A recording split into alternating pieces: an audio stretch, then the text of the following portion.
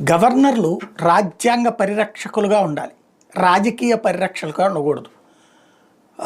రాజ్యాంగాన్ని అడ్డుపెట్టుకుని ప్రజల చేత ఎన్నికైన ప్రజాస్వామ్య ప్రభుత్వాలు ఇబ్బంది పెట్టకూడదు. ఇది సహజ న్యాయ సూత్రం, సహజ ధర్మం, నైతికత.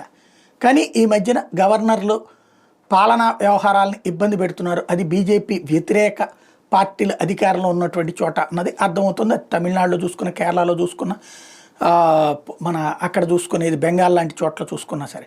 అయితే అలాగని ఈ ప్రభుత్వాలు ఏమన్నా న్యాయబద్ధంగా పనిచేస్తున్నాయంటే చట్టవిరుద్ధమైనటువంటి తీర్మానాలు పెట్టడం, లేదంటే రాజకీయ అవసరాల కోసం రాజ్యాంగ విరుద్ధమైన తీర్మానాలు పెట్టడం జరుగుతున్నాయి. వాటిని ఖచ్చితంగా గవర్నర్లు అడ్డుకోవాలి. గవర్నర్లు దాన్ని తీసుకెళ్లి రాష్ట్రపతికి సిఫార్సు చేయాలి.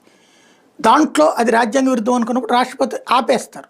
అలా కాకుండా ఆపాలంటే మా పర్మిషన్ తీసుకోవాలి, వాళ్ళు వెనక్కి పంపించేయాల్సిందే సర్టన్ టైంలోపు అంటోంది సుప్రీంకోర్టు. దీని మీద ఇప్పుడు రాష్ట్ర